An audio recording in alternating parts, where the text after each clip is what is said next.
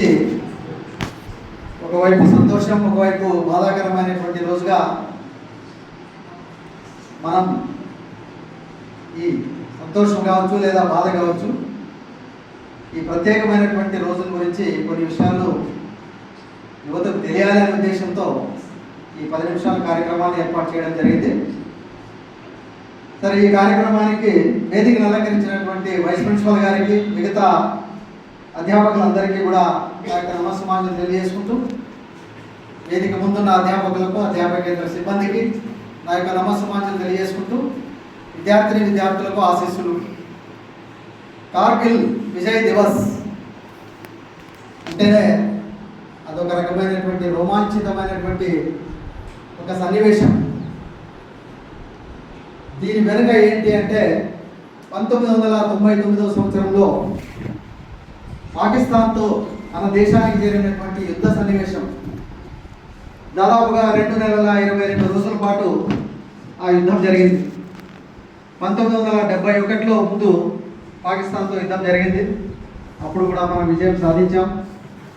మళ్ళా 1999వ సంవత్సరంలో యుద్ధం జరిగింది పాకిస్తాన్తో. ముఖ్యంగా LOC గురించి, లైన్ ఆఫ్ కంట్రోల్ గురించి, లేహ్ ప్రాంతంలో ఈ యుద్ధం అనేది జరిగింది. సరే, ముఖ్యంగా 1947వ సంవత్సరంలో ఒకరోజు ముందు వాళ్ళకి, ఒకరోజు వెనక మనకు స్వాతంత్రం సిద్ధించింది అనే విషయం మనందరికీ తెలిసినటువంటి విషయమే. కొన్ని అనివార్య కారణాల వల్ల కావచ్చు, అప్పుడున్నటువంటి కొంత పాలకుల వల్ల కావచ్చు,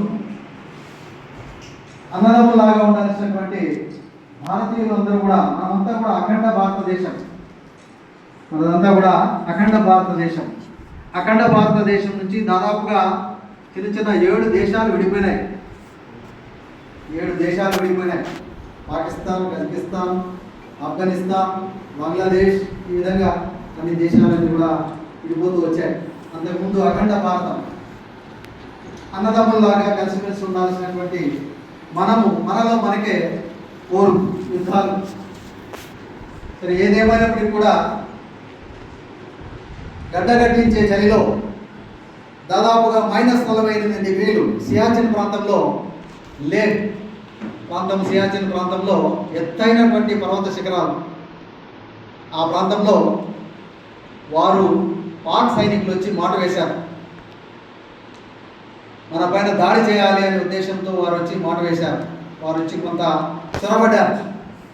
సో దీన్ని మన కాశ్మీర్ ప్రాంతానికి చెందినటువంటి గొర్రెల కాపర్లు కనుక్కొని సమాచారం అందించడంతో సో మన సైనికులంతా కూడా అప్రమత్తమైపోయింది. మన సైనికులు దాదాపు అనేక వేల సంఖ్యలో ఉన్నారు, వారు తక్కువ సంఖ్యలో ఉన్నారు.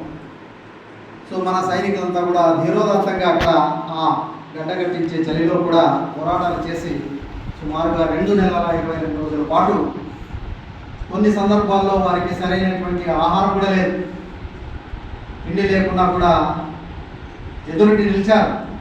ఎత్తైనటువంటి పర్వత శిఖరాలు,